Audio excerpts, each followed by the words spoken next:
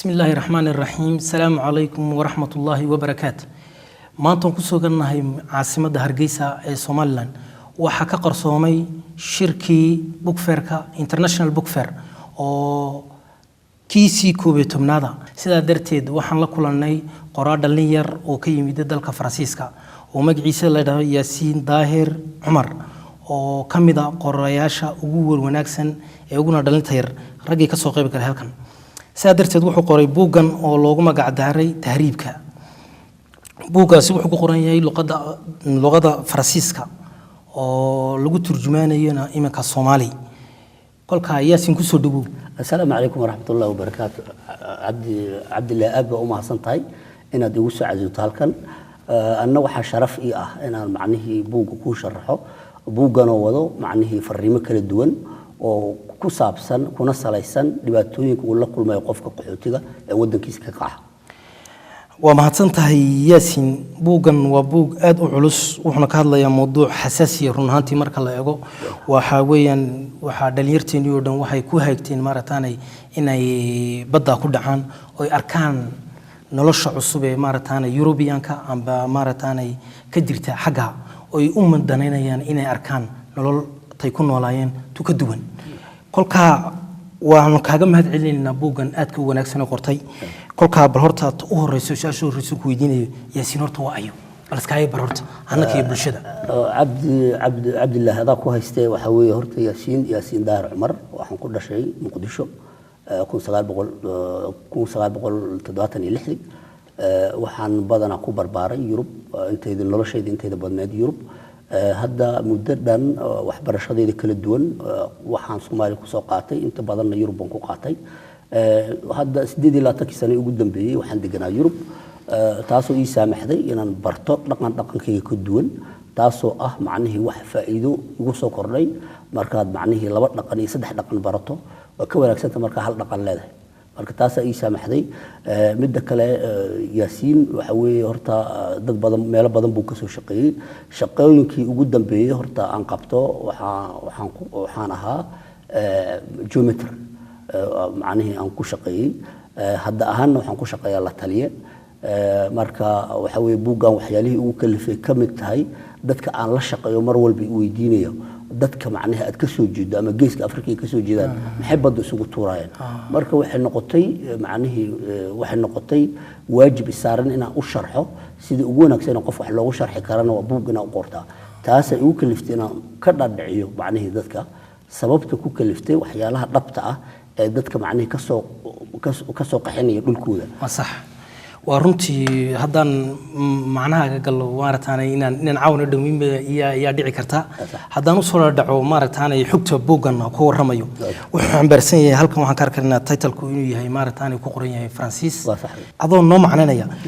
محوك تصيا معناها وحن برسني هي بوجن هرتا وحوي بوجن مجلس وحلي هذا ميجرو أبيك سابال مدوه oo Faransiisa macnaha Soomaaliga saxda ah markii la Soomaaliyeena Soomaali waxay ka dhigan tahay ninka qaxootiga iyo laantiisa dahabka marka nuxurku waxaan baarsan yahay horta waxa weey waa qisad dhaba oo nin kamid ah dhalinyarta macnaheedu maanta wadanka ku nool ama ka qaxay ku dhacday qisadii dhabta ahayd oo faraha ku dhigay u baa soo gudbiyay wax cusub oo sameeyay iyo waxaan ku daray haba yaraatay ma jirto sida ay u ahayd ban u gudbiyay anigoo mar walbana kaashanayo khibradda noloshayda aan la soo kulmay dadka badan la soo kulmay dhaqamada badan la darsay taas ay saamaxday inaan buugan soo saaro hadii ilaahay yiraahdana buug kan iyo kuwa ka badanna waa soo wada hadii ilaahay waa mahadsantahay Yaasiin imisa qaybood baa la oran karaa buugan yuu ka kooban yahay horta Cabdullah buuga waa badan yahay 136 macnaheedu page weey oo macnaheedu ka wada hadlay macnaheedu noloshii uu soo maray bilowgii ilaa dhamaadkii kolka hadaan u soo dhadhacna gudaha buuga buugan bal qisadu xambaarsan yahay iyo maartaan jarjarooyinka ay soo mareen iyo sida u soo dhistay waxa la muudaa inay tahay atabad amba maartaan darish la korayo oo kolba أو صومري نكان مارتاني عقادة موضوع تكر لا يراهو إنه صومري عقبة كردون إلى أنتو جاري هالقدام بس بل أظن نص أورنية بل نو وحوي عبد الله ورته وحوي takar magacaasi waa takarna Soomaali ahaan waxa ka dhigan tahay takarta xoolaha ku dhigtana waa la yiraahdaa takar Soomaalida badanaa waxay u taqaanaa qofka tabarta yar leh ee xilfka ah ayaa takar la yiraahdaa marka ninkan waxa weeye macnaheedu wadanka Hargeysa ka dhoofay marka uu dhoofay markii ugu dambeeyay dagaalada laga soo laabtayna waxa dhacday qof macnaheedu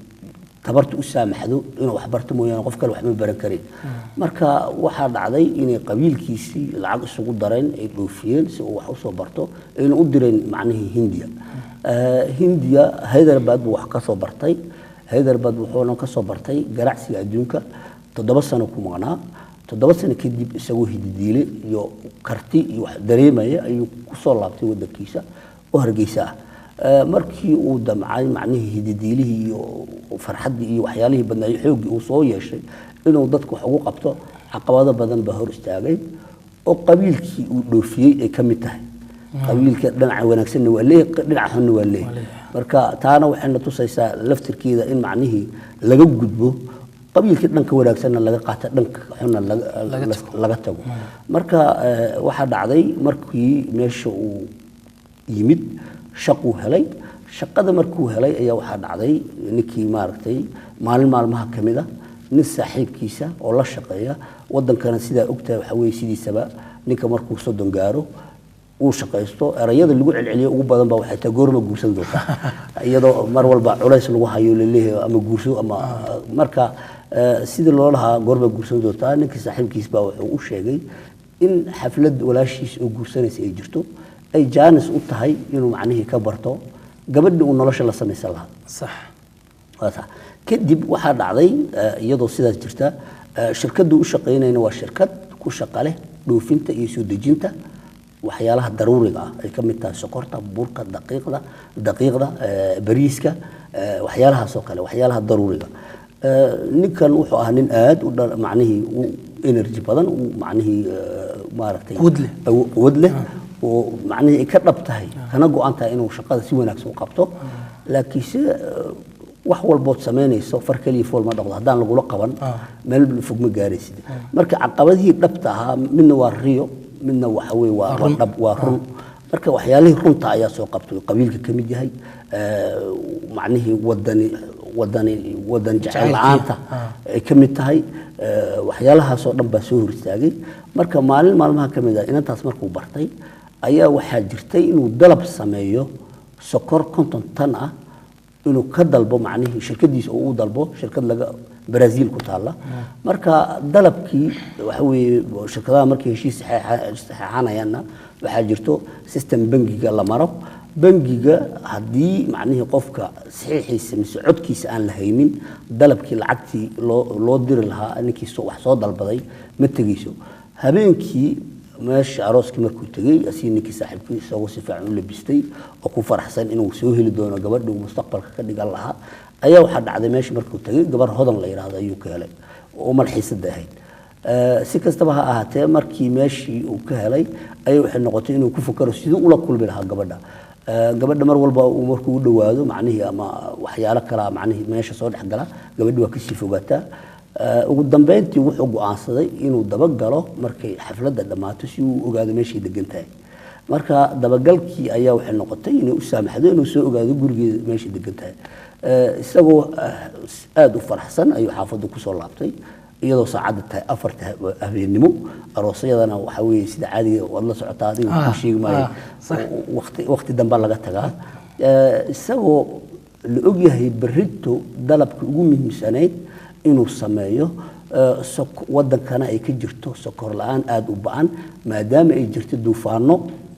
badda marka shirkadda ugu horeysay keenta waa shirkad macnaheedu kulliba macnaheedu sixirkii suuqa la wareegaysa dhaqaale badan ku ka soo galay iyadoo macnaheedu arrin muhiim ah meesha taalo ayaa waxa dhacday ninkii inuu habeenkii uu ka fakaro hodan markii ay soo dhawaaday saacadii ballanka 6 markay ahayd ayuu gamaa ninkii wuxuu galay hurdo dheer oo asxaabil kaafa marka ninkii ma soo kicin si walba shirkadii way raadisay waxa weey goor xeeri fan dhalka la dhaceen ayuu soo kacay ay koodi tahay ballankana wuxuu ahaa 8 inuu dalabka sameeyo waxay noqotay in macnihii dalabkii uu ku dhaco biyo ay noqoto macnihii dad xushmeen waay kontaraakti ay la galeen shirkadii weyn caqabadii ugu horeeyay uu la kulmay ayaa taas ka mid ahayd oo ku kalifaysa in macnihii maaragtay isku yimaadaan ninkii maaragtay shirkadda lahaa markii ay sidaa dhacday ayaa waxa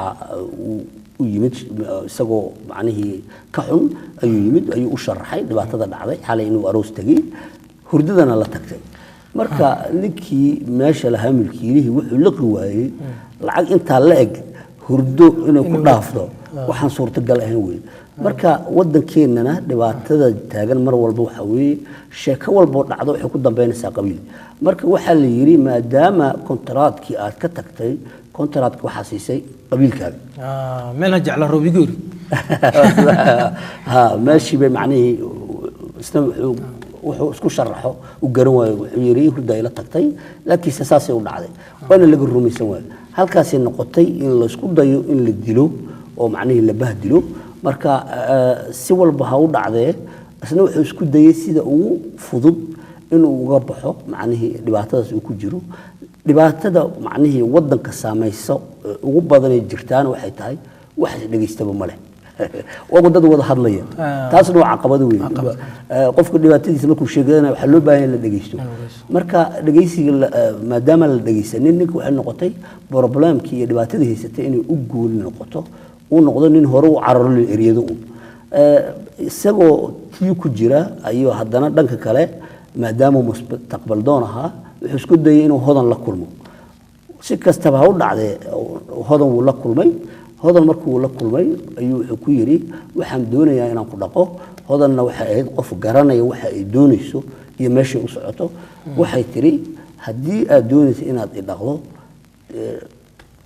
farda la isku hayo maxaa lagu faani soo gal ha fagaaraha marka sidaa daraadeed ayaa waxay ku noqotay wax lama filaana maadaama badanaa ay ka dhacdo dhaqanka wadanka jira ayaa waxay tahay ninka markuu gabadha doono ama damacsan yahay in la meermeeriyo gabadhana iska dhigto macnihii inay maaragtay qof aan doonin ama doonayo macnihii si yaroo maaragtay dadban in waqti badan ay qaadato laakiin hodan oo u soo gaabasay waxay tiri haddii aad doonayso inaad dhaqdo ujeedada inaad dhaqdo soo maaha daana diyaar baan ahay berri noo diyaari صح wax lagu farxo weeye marna uu ka naxay maadaama macnihii uu la filayn in maaragtay sida degdeg la yiraahdo iyadoo meesha u taagan tahay dhanka kalena la eriyanayo ayaa waxaa dhacday maalin maalmaha kamida hodan inuu casuumo inuu inaadeerkiisu markaa ka yimid Londonna in uu ku casuumo uu yiraahdo waxaynu taginaa meelaynu ka soo cashaynu taginaa markii meeshii ay tageen macnihii kii inaadeerkiis baa wuxuu ku yiri maadaama macnihii adna la imanayso gabadhaadana gabar kala soo baxay maadaama macnihii laba iyo labo aynu sheekaysan doona waxa dhacday hodan markii uu u sheegay in macnihii nolol wada samaysanayaan inuu reerkooda u sheego reerkoodana uu tago reerkii u tagaan reerkii hodan si ay u weydiistaan gabadhi reerkiina waxay yiraahdeen raalli baan ka nahay labada dhalinyaro hadday isdoonayaan ahlan wasahlan soo dhawaada iyadoo ballankii meesha yaalla ayaa habeenkii macnihii casuumadda ay tageen hodan iyo ninkii inaadeerkiis ahaa ayaa macnihii si gooniya isu eegtay kadibna hodan waxay noqotay inay ka raacdo ninkii inaadeerkiisa taas iyadoo macnihii hodanna ay ku kalifayso dhibaatooyinka dhibaatada wadanka ka taagan oo ka mid tahay qof walba inuu leeyahay ilaahu meesha ka kaxee si walba aad uga baxdide marka iyadoo ku doorbidaysa ninka kale London ka yimid baasaboorka oo garaneyn meeshuu ka yimid iyo duntiisa iyo wuxuu yahayba haddana waxa macnihii ay go'aansatay inay ninka ka raacdo marka takar waxay noqotay nin dhibaataysnaa oo dhibaato kale marka markii uu sheegay kuwa reerkiisa walaaladiis ayaa macnihii go'aan degdeg waxay ku gaareen in arooska ay samaysan doonaan ninkii inaadeerkiis iyo gabadhii uu ballanka uga baxday inay baabiyaan macnihii baas ku furan maadaama macnihii labada si ay ugu abaalgudaan waxyaalo badan oo macnihii wadanka maaragtay jirana way tahay oo macnihii markii dhibaato sidaas oo kala dhacdo dadka badankooda ma eegaan dhanka nabadda dhanka halkii xal laga sameeyo maaragtay wanaag ha colaad la talo colaad baa la sameeyaa waa nasiib darro takar wuxuu yiri dhibaato inta igu filan